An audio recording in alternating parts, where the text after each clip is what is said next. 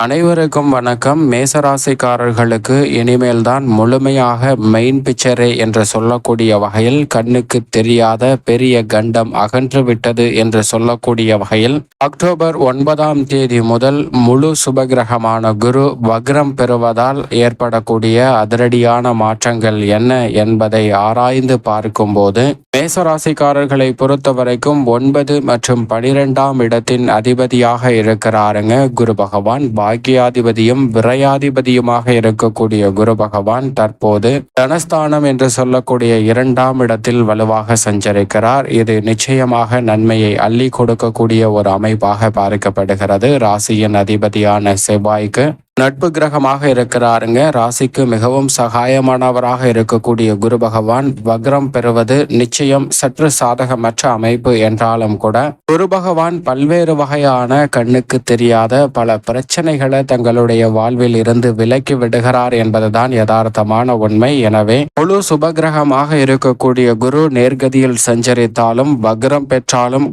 குருதான். எனவே அவருடைய இந்த வக்ர சஞ்சார காலகட்டத்தில் நிச்சயமாக பல அதிரடியான நல்ல மாறுதல்களை நிறைவாக சந்திப்பதற்கான யோகம் மேசராசிக்காரர்களுக்கு உண்டு. ஏனென்றால் குரு பார்க்கின் கோடி நன்மை என்பார்கள். அப்படிப்பட்ட குரு பகவான் தனஸ்தானத்தில் அமர்ந்து தனது சுப பார்வையை 6, 8, 10 ஆகிய இடங்களில் செலுத்துகிறாருங்க. எனவே பல வகையில ரோணரோக சத்ருஸ்தானம், அஷ்டமஸ்தானம் மற்றும் தொழில் ஸ்தானம் வலுவுள்ளதாக மாறுகிறது. அதோடு மட்டுமல்லாது கண்ணுக்கு தெரியாத பெரிய கண்டங்களை குரு பகவானின் சுப பார்வை விலக்கி விடுகிறது என்பதுதான் யதார்த்தமான உண்மை. உதாரணமாக நவ கிரகங்கள் என்று சொல்லக்கூடிய 9 கிரகங்களுக்கிடையே ஒரு போட்டியானது நடைபெறுகிறது. ஒவ்வொரு கிரகமும் தான் சிறந்தவன், மனித வாழ்வில் மிக பெரிய மாற்றத்தை ஏற்படுத்தக்கூடியவன். அது மட்டுமல்லாது தான் மிக துல்லியமாக மனித வாழ்வை கணிக்கக்கூடியவன் என்று ஒவ்வொரு கிரகங்களும் தன்னை பற்றி பெருமையாக சொல்லுகின்றன. அதில் சந்திரன் பௌர்ணமி தினத்தன்று குருவிற்கு நிகரான பலனையும், அமாவாசை தினத்தன்று சனிக்கு நிகரான பலனையும் வெளிப்படுத்தக்கூடிய அற்புதமானவன் நான் தான். மனித வாழ்வுல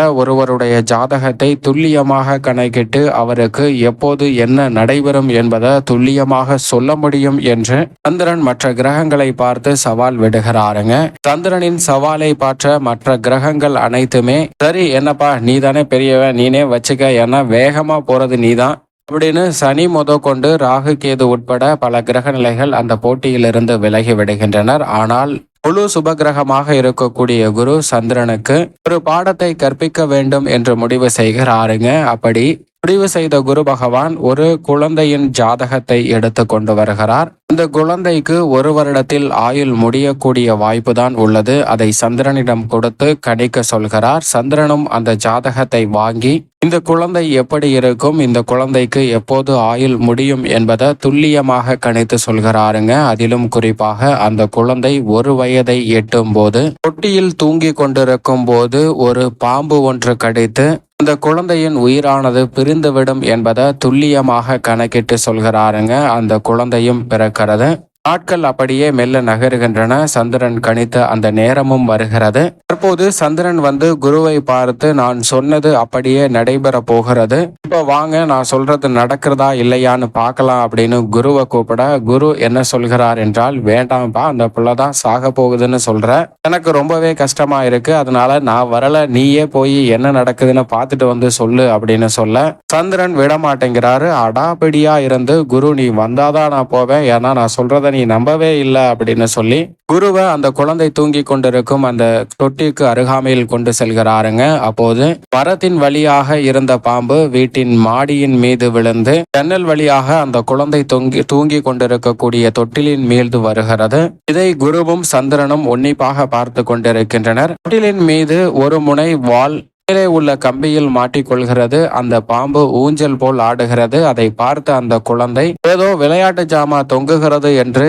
வெகுளியாக சிரிக்கிறதுங்க. இதை பார்த்த சந்திரன் இன்னும் சிறிது நேரத்தில் இந்த குழந்தையின் உயிர் பிரிய போகிறது, எவ்வளவு மகிழ்ச்சியாக இருக்கிறது பார் என்று குருவிடம் சொல்கிறாருங்க. அதே போன்று அந்த பாம்பும் குழந்தையின் மீது விழப்போகும் சமயத்தில் ஒரு காத்து பலமாக அடித்து அந்த பாம்பை மேலே தூக்குகிறது. அந்த பாம்பு கம்பி வழியாக ஜன்னல் வழியாக வெளியே சென்று விடுகிறது. இதை பார்த்த சந்திரனுக்கு ஒரே அதிர்ச்சி. இந்த குழந்தையின் ஜாதகத்தை நாம் கணித்ததுபடி எப்படி நடைபெறாமல் போயிற்று? இந்த குழந்தையின் ஆயுள் இவ்வளவுதான். சனிக்கான பலன் இல்ல, ராகு கேதுவின் அமைப்பும் இல்ல, எந்த விதமான பலனும் கிடைக்கிறதுக்கான சான்ஸே இல்லை. இந்த குழந்தையோட ஜாதகத்துல குரு பார்வை கூட இல்லை. அப்படி இருக்கும்போது இந்த குழந்தை எப்படி தப்பித்தது என்று சந்திரன் குருவிடம் கேட்க, கடைசியாக என்ன சொன்னாய் என்று குரு கேட்கிறார். அதற்கு சந்திரன் குரு பார்வையும் இல்லை அப்படின்னு சொல்றாரு. உண்மைதாப்பா, அந்த குழந்தையின் ஜாதகத்துல குரு பார்வை இல்லை. ஆனால் நீ என்ன செய்தாய்? இப்போது நான் என்ன செய்து கொண்டிருக்கிறேன் என்று பார் என்று கேட்கும் போது குரு அந்த குழந்தையை பார்த்து கொண்டிருக்கிறாருங்க. இதனால் கண்ணுக்கு தெரியாத பெரிய கண்டம் அந்த குழந்தையை விட்டு அகன்று விடுகிறது, விலகி விடுகிறது. இதனால் மனித வாழ்விலும் பல மகிழ்ச்சியான மாற்றங்களை சந்திப்பதற்கான யோகமும் உருவாகும். அதுபோன்றுதான் மனித வாழ்வில் குரு பகவானுடைய சுப பார்வை எந்த இடத்தை வலு சேர்க்கிறதோ அது ரீதியான பலன்களை நிறைவாக சந்திப்பதற்கான யோகம் நிச்சயமாக கிடைக்கும். அதிலும் குறிப்பாக மேசராசிக்காரர்களுக்கு குரு வக்ரம் பெற்றாலும் சரி, வக்ரம் இல்லாமல் நேர்கதியில் சஞ்சரித்தாலும் 2ஆம் இடமாகிய தனஸ்தானத்தில் தான் சஞ்சரிக்க போகிறார். எனவே பெரிய அளவிலான சிக்கல் இல்லை.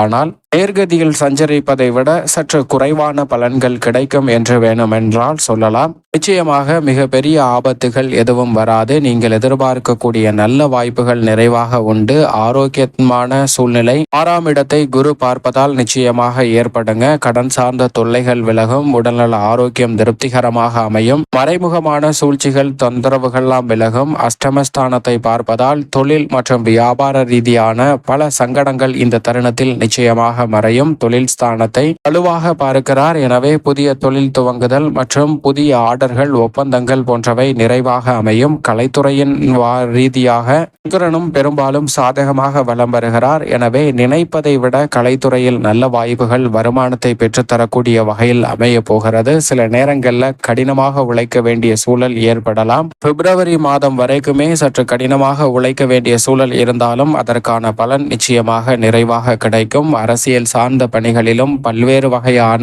சிரமங்கள், தடைகள் விலகுவதற்கான நல்ல வாய்ப்பும் சந்தர்ப்பமும் குருவினுடைய வக்ரத்தினால் நிச்சயமாக மேசராசிக்காரர்களுக்கு உண்டு. ராசியின் அதிபதியான செவ்வாயும் சாதகமாக வலம் வருகிறார். எனவே விவசாயம் சார்ந்த பணிகள் நினைத்ததை விட சிறப்பாக அமையும். பல்வேறு வகையில சுப நிகழ்வுகள் இந்த தருணத்தில் மிகவும் சிறப்பாக கைகூடுவதற்கான யோகம் உண்டு. பெண்மணிகளின் நலனை பேணி காக்கக்கூடிய குரு வக்ரம் பெறுவதால் பெண்மணிகள் உணர்ச்சி வசப்படாமல் சற்று நிதானத்துடன் நடந்து கொள்ள வேண்டும். மாணவர்களின் கல்வியில் நல்ல முன்னேற்றம் நிறைந்து கிடைக்கக்கூடிய ஒரு தருணமாக தான் பார்க்கப்படுகிறது. பெரிய அளவில் சிக்கல் எதுவும் இல்லை.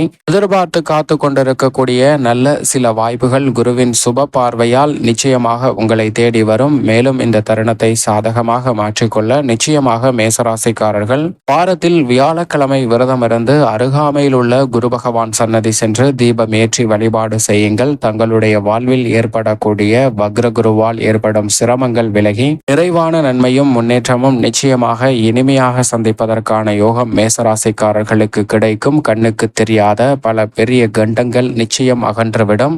இனிமேல் தான் மெயின் பிக்சரே என்று சொல்லக்கூடிய வகையில் நல்ல வாய்ப்புகளும் நிறைவாக கிடைக்கும் மேசராசிக்காரர்களுக்கு.